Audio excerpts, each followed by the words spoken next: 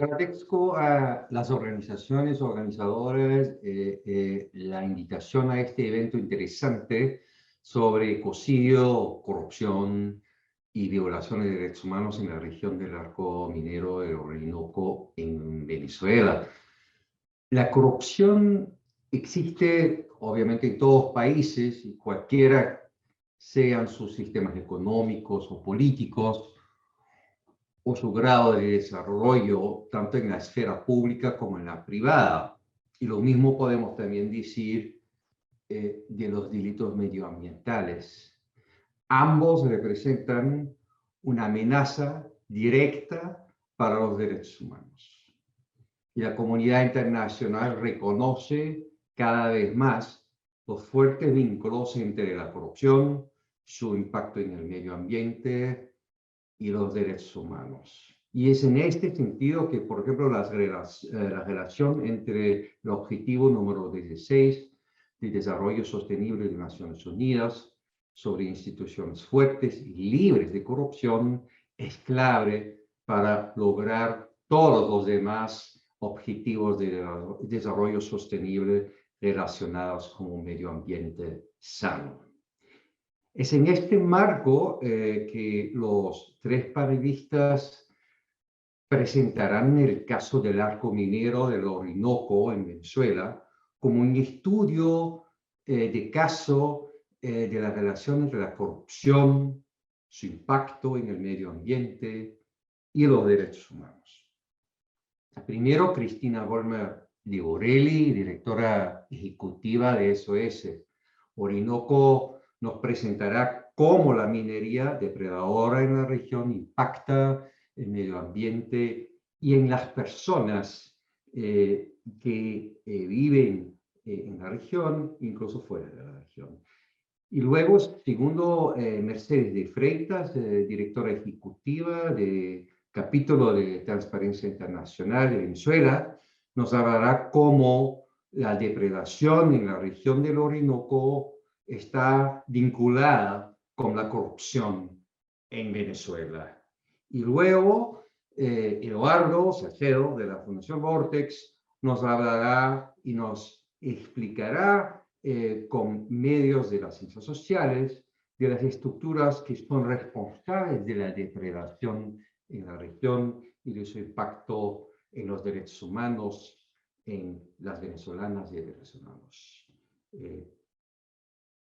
So having read the 149-page report on the human rights situation in the Arco Minero region and other areas of Bolivar State presented yesterday by the Independent International Fact-Finding Mission on Venezuela, I'm more convinced than ever that the UN Human Rights Council should vote to renew the mandate. I believe this report will help the international community to understand that the Arco Minero del Orinoco is not simply a geographical area designated by the Maduro regime for mining, but rather it is the official mining policy of the Maduro regime for all of Venezuela. To your point, Jan, there is a business plan. The regime leaders' goals have absolutely no consideration for the human and environmental rights of Venezuelans and indigenous people in particular. This next slide, just facts, important facts and figures for you to look at while I speak. So Venezuela is one of the top 10 mega biodiverse countries in the world, alongside Brazil, Colombia, etc., and is suffering probably the worst environmental crisis in the Western Hemisphere, with one of the highest deforestation rates of the Americas and Amazonia. But we don't talk about this. The fact it's inexplicable, the fact that this situation is being made invisible by environmental organizations and mainstream media. Venezuela's environmental crisis is inherently tied to its political situation.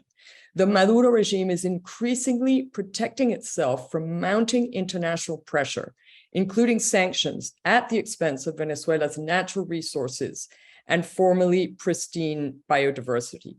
So for years, Maduro's ministers and spokesmen, and Chavez's as well, have been fooling UN bodies and officials about the reality of the Arco Minero and its impact on indigenous people. But the regime can no longer have a monopoly over the information on this very remote and fragile part of the world. Next. So it wasn't always like this. Venezuela was a pioneer of environmental and indigenous policies in the 20th century. This map, which shows this sort of green mosaic of protected area, shows how 80% of Venezuela's Amazonian region was protected by democratic governments of the 20th century. This came to an abrupt halt in 1999. Despite Hugo Chávez's pro-environmental and pro-indigenous rhetoric, his government systematically dismantled the country's environmental institutions. Next. So fast forward to 2022. This map shows the Arco Minero del Orinoco. You see the 4 blocks along the Orinoco River to the north, and the Bloque Especial de Icabarú, which I'm very grateful to the fact-finding mission that they highlighted this in their report, because most organizations don't even talk about the Bloque Especial de Icabarú. So with high-resolution satellite images, SOS Orinoco is constantly mapping the mining footprint of southern Venezuela. And to date, we have mapped 54,000 hectares of devastated ecosystems. That's the equivalent of 71,000 soccer fields, and this within 900 mining clusters. This number is on the rise. This also includes 59 illegal gold mining clusters in UNESCO's Canaima World Heritage Site, the home to Angel Falls, the highest waterfall in the world. Venezuela's at the top. Oh, I'd like to mention here on the right to the east, you see the Essequibo disputed territory between Venezuela and Guyana. There we have mapped 109,000 hectares of tropical forest having been deforested by mining. So this puts Venezuela at the top of the list of Amazonian countries with the highest number of illegal mines.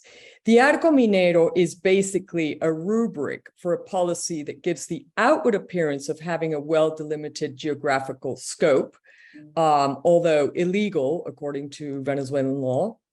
But in reality, it has spread into areas far beyond the Orinoco mining arc. This includes pristine protected areas, among them Canaima World Heritage Site.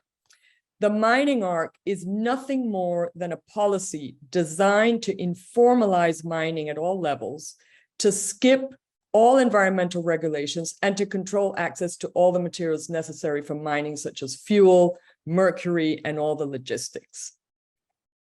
All the procedures are nothing more than an appearance that defrauds the law, and that at the same time helps to establish a control system over mining production. There's no official socio-environmental inspection, no public services. The only thing that exists is an efficient system implemented by irregular armed groups, mostly controlled by the regime, that guarantees that a high proportion of the gold extracted by miners reaches the hands of the senior leaders of the structure implemented by the regime. Next. So as the fact-finding missions report clearly states, and I quote, generalized fear is further exacerbated by widespread impunity and lack of response by Venezuelan authorities to allegations of human rights violations and crimes. So these maps show the overlap between the incidents of violence, presence of organized armed groups, including Colombian guerrilla, the mining footprint, and the key military units. The Orinoco mining arc is a complex system of activities imbued within a large organized criminal network that basically reaches all levels of political and military power that is very well documented in the fact-finding missions report.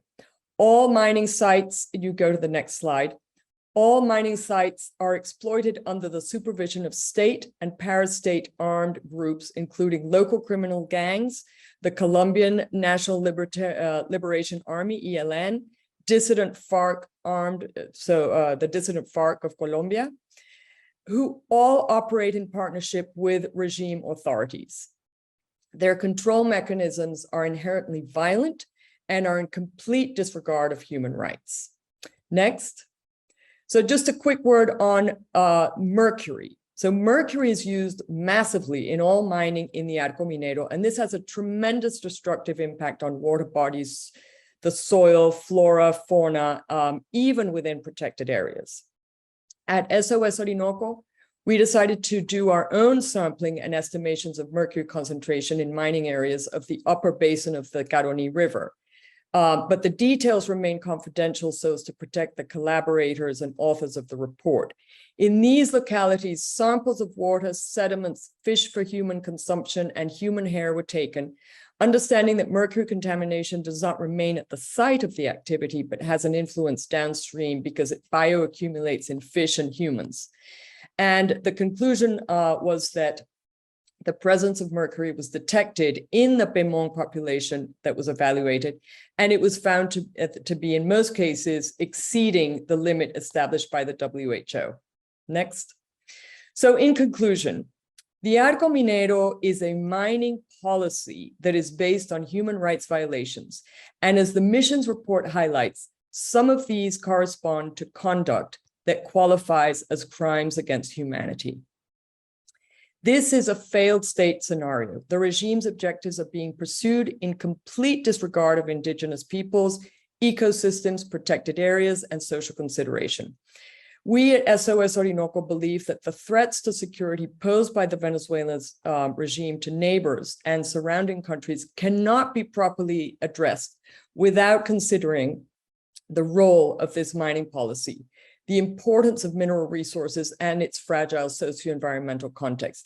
By relinquishing its national sovereignty to Colombian guerrilla, other foreign state and parastate actors, the Maduro regime is threatening hemispheric security. So it's critical to point out that the speed at which this tragedy is evolving will surely define the possibility of a future transition to democracy and prosperity and the governability of such a transition. Although reports have shed light on the Arco Minero, I don't think NGOs and countries really fully understand the level and extent of destruction occurring in southern Orinoco and how this is pushing the Amazonian environmental crisis to a new level. So the commitment of the international community is urgently needed to remedy this situation. Specifically, the Human Rights Council should continue to support the work of the Venezuela fact-finding mission. It's our expectation that with more time and resources, the fact-finding mission can help open the eyes of the world to the mostly irreversible tragedy occurring south of the Orinoco River in my country, Venezuela. Thank you. Every day, thousands of men and women of different ages carry picks, shovels, wooden rafts, and lanterns into El Callao, a mining town in the south of Bolivar State that produces around 3,000 kilograms of gold per month. The complex humanitarian emergency in Venezuela and the gold fever unleashed with the creation of the Orinoco Mining Arc pushed them to migrate to a place with profound social injustice and to submit to dangerous and degrading activities. In recent years, El Callao and other towns of the mining arc have been the scene of an unprecedented internal migration for which there was no preparation. During the COVID-19 pandemic, the situation worsened. Despite the strict quarantine decreed in Venezuela in 2020, the demographic explosion was more significant than ever. Migrants without any experience venture to work in the different mines. They go into holes up to 50 meters deep, without safety equipment or respiratory protection, with accident risk, and die, walled up without any public record of the cases. They are called illegal miners. However, they are the ones who extract the material that arrives at the mills and is then marketed by the Venezuelan Central Bank, even though they know that it comes from mines in conflict, with deplorable human conditions, and that it was exploited with prohibited substances, such as mercury. In the Orinoco Mining Arc, deforestation, soil erosion, and contamination of rivers with mercury and cyanide continued to grow, and illicit economies such as fuel smuggling, drug sales, and arms trafficking were strengthened. Annually, the Orinoco Mining Arc produces around $2 billion in gold, but only a little more than $500 million enters the national accounts. More than 70% of the gold is smuggled by air, water, and land to neighboring countries, where its origin is erased. and it is exported to more distant destinations. Gold begins to leak from the early stages of the mining process. The miners must deliver, as vaccines, several bags of material to the criminal groups that control the mines. Each of the thousands of mills deliver around 300 grams of gold, or $15,000, to the criminal groups that dominate the area every quarter. In El Callao alone, with over 1,200 mills, criminal groups can pocket $18 million every 3 months. The mills keep the gold-bearing sands that they sell to the leaching plants. There, in strategic alliance with the state, gold is extracted using cyanide, activated carbon, and lime. But there is a lot of opacity surrounding the operation of these companies. It is not known who the partners are, how much gold they process, and how much they report to the BCV. Since the end of 2019, the national government has increased its presence in mining towns through the Venezuelan Mining Corporation, led by Major General Carlos Osorio. CVM provides the supplies that enter the mining towns, from materials for gold mining activities to food and fuel. The CVM logo is on trucks, gates, roadblocks, bags of gold material, t-shirts, posters, and more. CVM has entered most of the strategic alliances established with private companies for gold mining and the sale of mining supplies. In the mining towns of Bolívar, there is a significant presence of state security and defense forces. However, those who continue to rule there are the mining unions, which now call themselves El Sistema, criminal groups in control of illicit activities, which impose rules of coexistence and resolve family or commercial disputes through violence that has become normalized.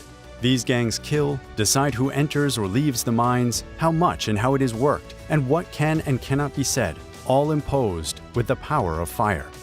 Since 2020, the syndicates have been consolidated thanks to an apparent coexistence agreement with other gangs and some state security forces, according to testimonies gathered. The bloodthirsty leaders try to show a more human face by creating their charitable foundations, through which they hand out food bags, supply outpatient clinics, and repair schools. However, the massacres continue. Bolívar State ranks as the third most violent territorial entity in the country. Bloodthirsty acts and human rights violations are abundant in the entity. The absence of practical measures, the need to produce more gold, and the hunger for power has led criminal groups to penetrate even the lands of indigenous communities, affecting their traditional ways of life. The billions of dollars generated by the gold rush have only translated into prosperity for a few. It is urgent to change the reality in the Bolívar State, put an end to gold smuggling and the defenselessness of miners and indigenous communities, reduce criminal groups and guarantee the rule of law, stop the violence and environmental destruction of this valuable ecosystem.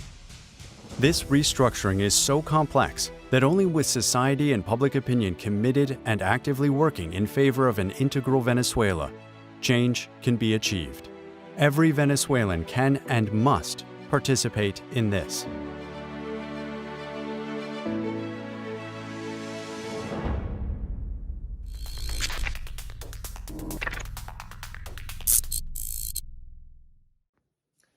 Feliz día para todos.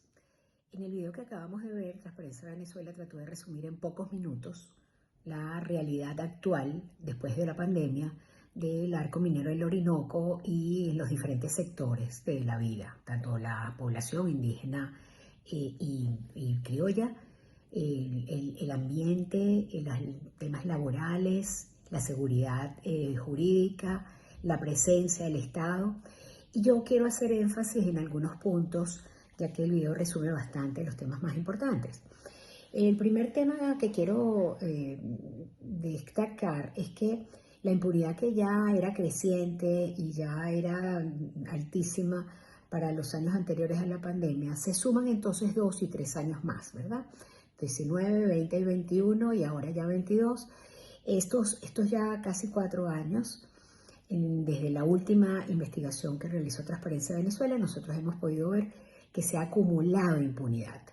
Y esto pocas veces se discute, ¿no? Porque el acumulado de impunidad tiene unas consecuencias brutales. Primero para la población, para las víctimas de maltratos laborales, de violencia física, de violaciones de derechos humanos y de lesa humanidad, como muy bien ha mostrado el informe de la misión de determinación de los hechos. Pero además de esa situación contra las víctimas y contra la población, y lo que eso significa en el día a día de las personas que viven en el arco minero del Orinoco y sus adyacencias, también ocurre otra cosa terrible con el aumento y en el tiempo de la impunidad, y es que los victimarios, los agresores, se sienten cada vez más seguros y tienen razones para ello, ¿no? Es por eso que Transparencia Venezuela, como organización que trabaja, investiga y lucha contra la corrupción, hemos venido trabajando en tratar de identificar, bueno, cuáles son las razones de estas violaciones, del abuso físico, mental, espiritual y ambiental, social, que sufre el arco minero del Orinoco, y yo diría que gran parte del Estado Bolívar, por el impacto que tiene en sus alrededores. Y estudiando la corrupción y estudiando los ilícitos, que fue el último trabajo que realizamos, pudimos ver cómo hay un crecimiento económico importante en la zona para los ilícitos. Es decir, el contrabando de oro o la cantidad de oro que se está produciendo va en aumento, no solamente por los datos que hemos podido identificar, que además organizaciones tan serias como Ecoanalítica nos ha ayudado a llegar a algunos montos, sino porque el propio Estado, en la poca información que da, publica unos estimados de producción que va en aumento y que promete que para el año que viene, el 2023, pudiera estar ya en 80 toneladas de oro al año. Lo que nosotros hemos podido ver y documentar son 34 toneladas en el año 2021, que suman cifras inmensas de más de casi 2.000 millones de dólares al año, pero también hemos podido identificar que de esa cifra poco va al Banco Central de Venezuela.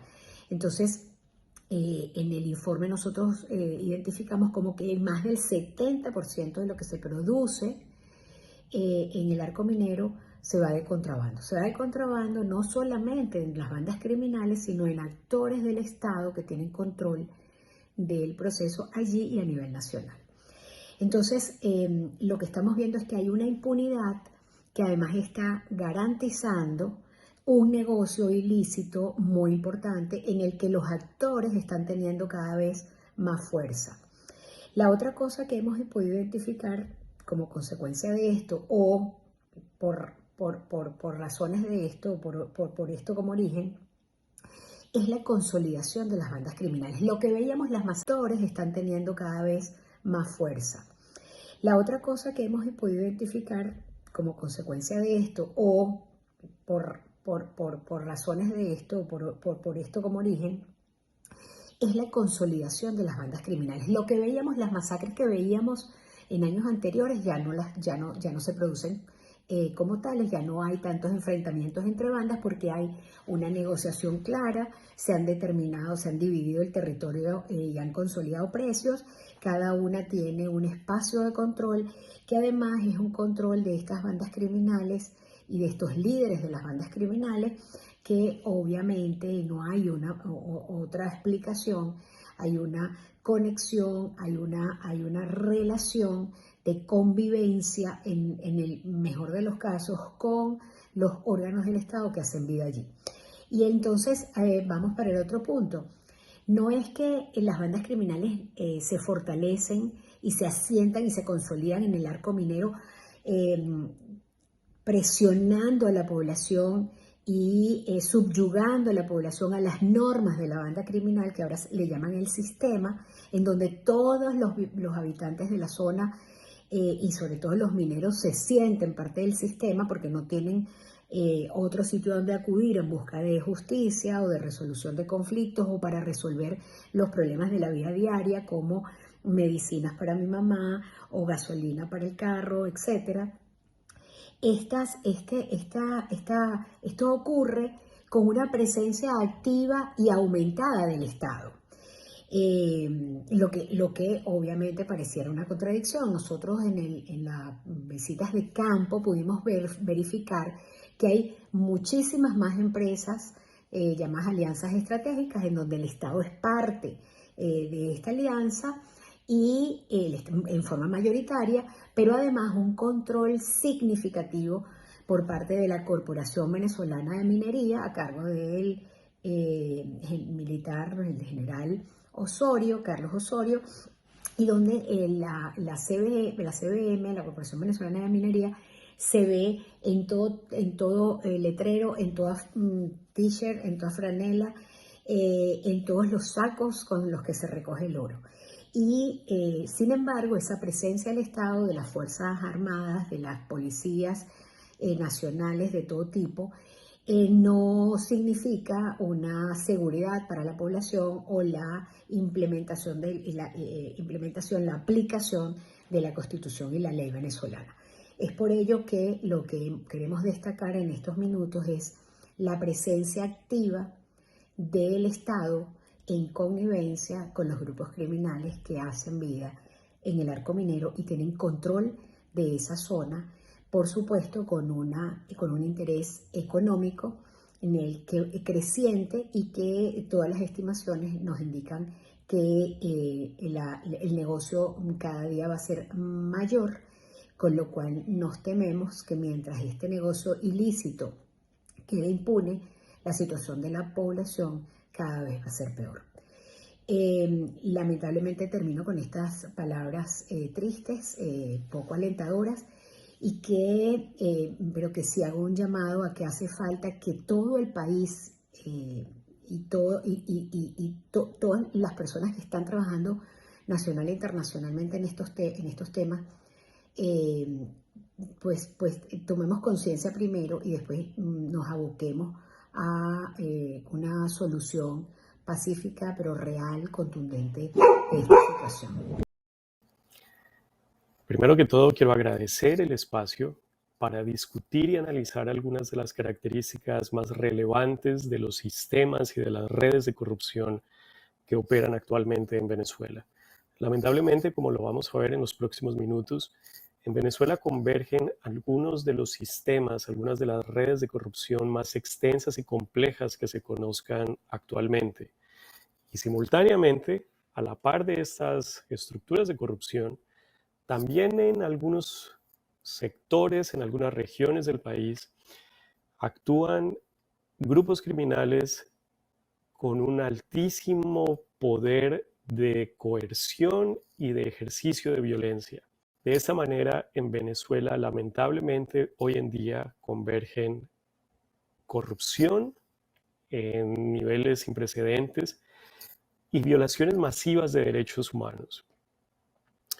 Esta convergencia se evidencia en la región del Arco Minero, región que lamentablemente sirve de escenario para la convergencia de estructuras de corrupción, de estructuras de violación de derechos humanos y todo eso a la par de presencia de las autoridades, presencia de policía, presencia de estructuras del Estado que no obstante, como vamos a ver, no ejercen su poder institucional, no ejercen su capacidad institucional para proteger a los ciudadanos más vulnerables, sino que al contrario se convierten en un eslabón y en un engranaje de estas redes, de estos sistemas de corrupción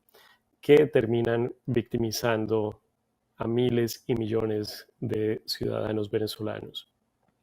Entonces, durante los próximos minutos vamos a discutir algunas de estas características de las redes de corrupción, y para ello quiero retomar una pregunta puntual que se ha planteado durante estas discusiones de hoy, y es cómo explicar que en una región como la del Arco Minero simultáneamente se observe la presencia de autoridades, la presencia del Estado, y se registre violaciones sistemáticas y masivas de derechos humanos por vía de extorsiones, por vía de explotación sexual, de explotación laboral e incluso de situaciones que podríamos denominar en algunas en algunos casos, como esclavitud moderna.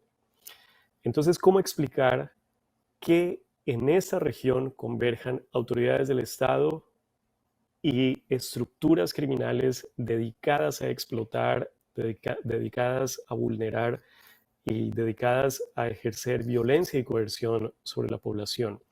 Pues bien, la respuesta tal vez no la más corta, pero sí la más sencilla, es que en esta región, en esta zona del arco minero, lamentablemente observamos cómo opera lo que hemos denominado una superred, un sistema de corrupción sin precedentes a escala mundial.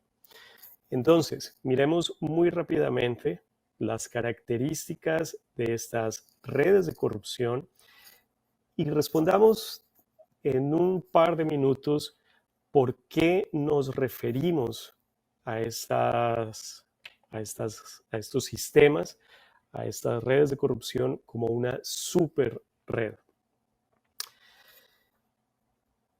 Las redes básicamente nos representan una colección de individuos o de empresas que emiten y reciben recursos.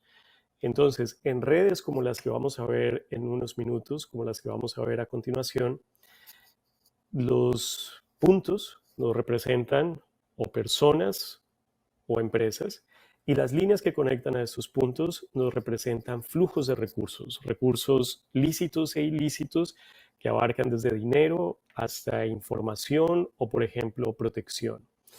En este sentido, es fácil entender que, por ejemplo, si en una red de este tipo convergen autoridades de seguridad, como un cuerpo de policía local, simultáneamente con estructuras estrictamente criminales, entonces entre estos individuos no solamente va a haber, no solamente identificamos flujos de recursos de confrontación o de lucha por parte de las autoridades, sino que vamos a identificar flujos de interacción que consisten en, por ejemplo, dar y recibir dinero, o dar y recibir favores de carácter político, o dar y recibir información.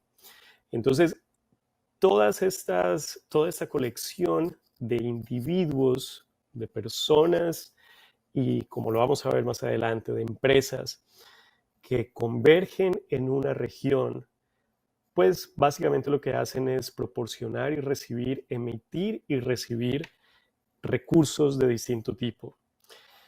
Estas redes, como lo vamos a ver en el caso de Venezuela, lamentablemente alcanzan unas dimensiones sin precedentes.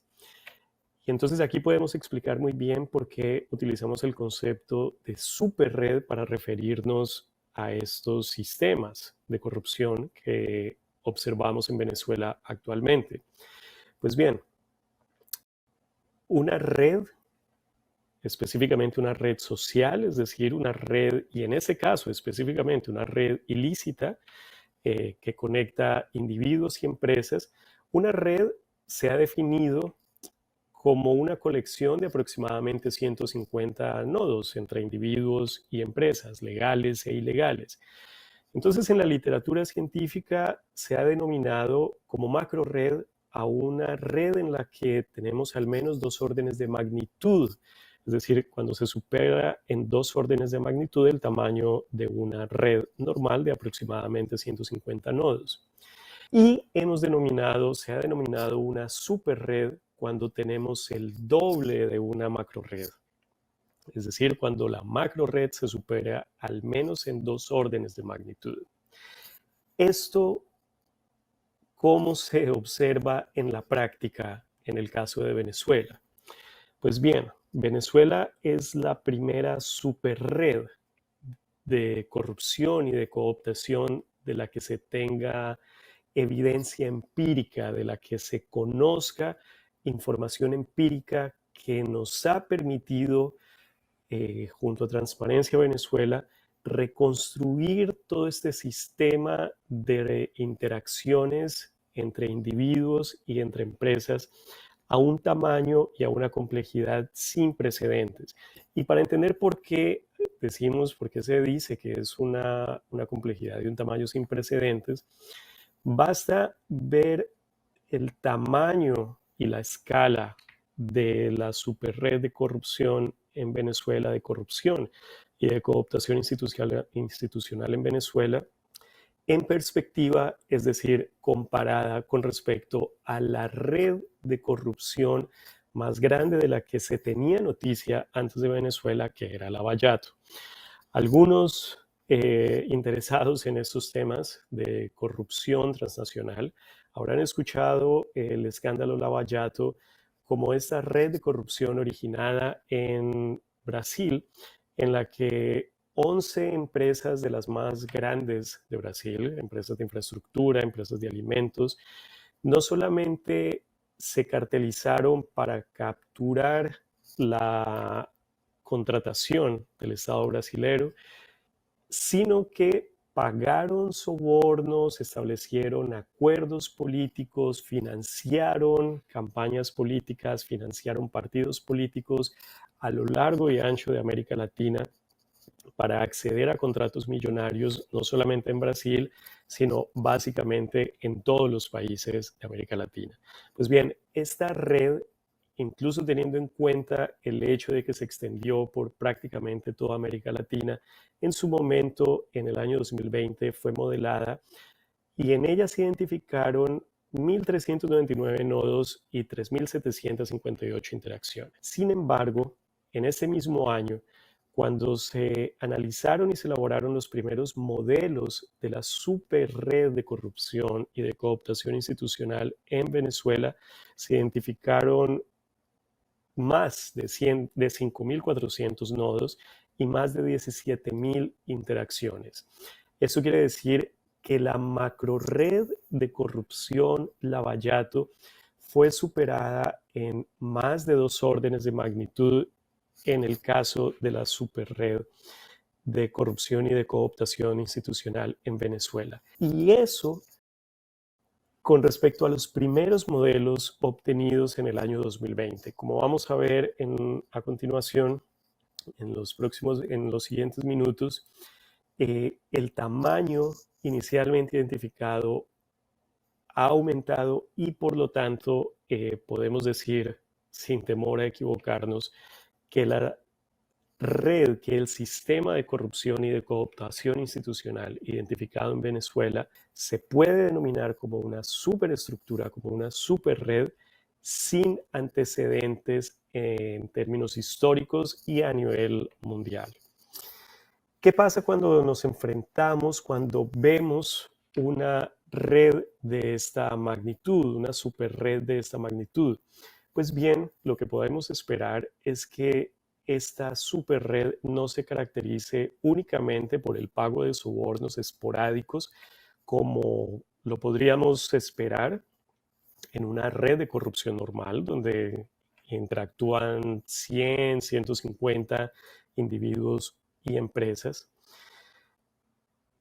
Entonces, contrario a esta situación de corrupción aislada, de casos de corrupción aislada con sobornos esporádicos y, por ejemplo, de baja escala, en una superred, en un sistema con la complejidad de miles de individuos y de empresas interactuando, lo que podemos esperar es el establecimiento, como lo dije hace unos minutos, de acuerdos políticos y de acuerdos económicos, que van mucho más allá del pago de sobornos puntuales y alcanzan acuerdos de cooptación, de coordinación mutua, por ejemplo, de favores mutuos, por ejemplo, de financiamiento de líderes políticos, por ejemplo, de financiamiento de campañas en formas de donaciones y, en fin, una muy alta gama de posibles interacciones más allá de lo que los libros tradicionales nos dicen acerca de la corrupción clásica de baja escala. Entonces, en una situación como la descrita en la superred de corrupción y cooptación institucional en Venezuela, que se caracteriza por una altísima, no solo cantidad, sino diversidad de personas naturales y de personas jurídicas que interactúan, pues lo que podemos esperar es una situación de cooptación y de coordinación mutua, permanente y mucho más estable que la obtenida a partir de los sobornos puntuales. Entonces, en estas situaciones de cooptación institucional, con los niveles de diversidad, de escala y de complejidad como los que encontramos en Venezuela, pues básicamente ante estas situaciones de cooptación masiva, institucional, permanente y estable, lo que vamos a ver es una convergencia y una colaboración permanente entre agentes, entre nodos estrictamente que operan dentro del Estado, como funcionarios públicos, como agentes de seguridad de la fuerza pública, como miembros de policía o de cualquier otro grupo de seguridad, quienes se articulan y colaboran no solamente en condición de recibir un soborno, sino de colaborar activamente con agentes, nodos que están fuera del Estado y que muchas veces pueden ser estrictamente criminales. En estas situaciones de convergencia, de cooptación institucional tan extensa y de tal complejidad, pues como tenemos una alta diversidad de formas de interacción que, como ya dijimos, van mucho más allá del soborno, también podemos esperar el uso del ejercicio de la violencia como uno de los mecanismos para facilitar la cooptación institucional permanente y obtener, pues, los diversos o realizar los diversos intereses que convergen entre todos estos actores. Por eso es de esperar que en estos espacios en los que son imposible distinguir entre quién es un agente estrictamente criminal y quién es un agente estrictamente legal, porque tenemos, por ejemplo, fuerza de seguridad, miembros de policía que están articulados, que están coordinados y cooptados mutuamente con grupos estrictamente criminales. Entonces, en estas situaciones podemos esperar la comisión de violaciones sistemáticas de derechos humanos en la medida en que el ejercicio de la violencia se complementa permanentemente con otras formas de cooptación masiva, lo cual, entre otras cosas, explica la necesidad imperante, la urgencia de que se mantengan mecanismos de esclarecimiento, mecanismos que nos permitan preservar y reconstruir la memoria histórica de todas estas violaciones sistemáticas, masivas, permanentes que se han reproducido durante la última década, al menos en Venezuela. Miremos muy rápidamente, para finalizar, cómo se ve esto en la práctica. Hace unos minutos hablábamos de más de 5.000 nodos. Yo les decía que estos modelos han aumentado a medida que se ha sistematizado y se ha analizado más información. Pues bien, aquí tenemos los modelos más recientes de análisis de redes en los que convergen, como les decía, personas naturales, individuos, entre funcionarios públicos, agentes estrictamente criminales, empresarios, narcotraficantes, banqueros, cambistas, abogados, etc. Quienes interactúan y quienes establecen, como lo vemos acá, más de 23.300 interacciones. Es decir, a la fecha de hoy se han identificado se han identificado 23.310 interacciones. De estas 23.310 interacciones, una muy elevada proporción corresponde a empresas, personas jurídicas creadas o utilizadas específicamente para realizar los objetivos ilícitos y criminales de esta red, de esta superred de corrupción.